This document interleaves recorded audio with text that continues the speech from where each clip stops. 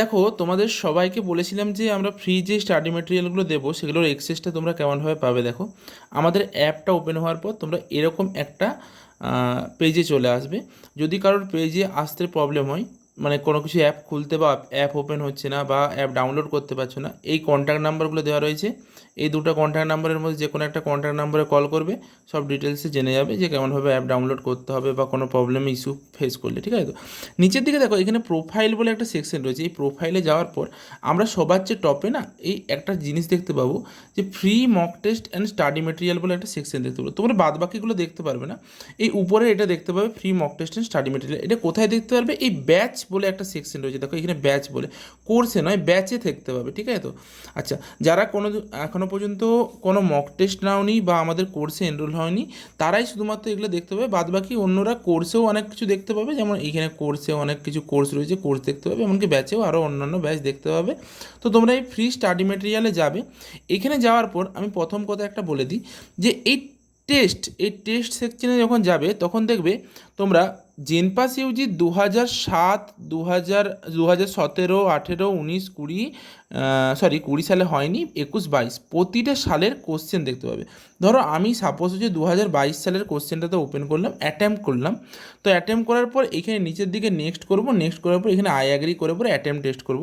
Attempt test করার সাথে সাথে আমাদের কাছে ফিজিক্সের ক্যাটাগরি 1, ফিজিক্সের ক্যাটাগরি 2, কেমিস্ট্রির ক্যাটাগরি 1, ক্যাটাগরি 2, এরকম করে করে যত কোশ্চেন হয়, যতগুলো কোশ্চেন ছিল প্রতিটা কোশ্চেন দেওয়া আছে। এবার তুমি এইখান থেকে হচ্ছে একটা একটা করে দাগ দিয়ে যাবে, নিচ দিক থেকে 7 নেক্সট করবে, প্রতিটাতে একটা একটা করে উত্তর দিয়ে যাবে। ঠিক আছে? তো ইংলিশের ধরো আমি একটা সাপোজ আর কি দিচ্ছি, ঠিক আছে, নেগেটিভেও আমার মার্কস আসতে পারে, তো ভাবো না যে ফেল টেল করে গেছি তার জন্য। ঠিক আছে? তো দেখো, তো এরকমভাবে আমরা প্রতিটা কোশ্চেনের দিয়ে দিলাম। আমার লজিক্যাল রিজনিংও কতগুলো দিতে মন যাচ্ছে, লজিক্যাল রিজনিংও কতগুলো দিয়ে দিলাম।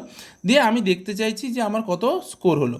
তো তার জন্য এখানে গিয়ে পরে আমি সাবমিট করবো, আর যদি টাইম পেরিয়ে যায় অটোমেটিক সাবমিট হয়ে যাবে। দিয়ে সাবমিট টেস্ট করে দিলাম। তো দেখা যাক কী হয়, কত স্কোর হয়। আমার 0 স্কোর করেছি, মানে নেগেটিভেই সব কিছু খেয়ে নিয়েছি, সঠিক করে করো। তো এটা কোথা থেকে দেখতে পাবো? সেকশনাল সামারিতে যাব, এখান থেকে দেখতে পাবো যে আমি কতগুলো কি অ্যাটেম্প করেছি। যেমন ধরো আমি বায়োলজির ক্যাটাগরি 2তে একটা অ্যাটেম্প করেছিলাম, আর তোমার একটা হচ্ছে পার্সিয়ালি কারেক্ট হয়েছিল। ঠিক আছে? তো ইংলিশেও তোমরা দেখতে পেয়েছো একটা ঠিক হয়েছিল, 4টা ভুল হয়েছে। তো এরকমভাবে সব আছে আর কি, তুমি দেখতে পাবে। আর নিচের দিকে ভিউ সলিউশনে যখনই যাবে, নিচের দিকে প্রতিটা কোশ্চেনের সলিউশন দেখতে হবে, মানে কোনটার কি অ্যান্সার না অ্যান্সার, এগুলো প্রতিটা কিন্তু দিয়ে দেওয়া আছে।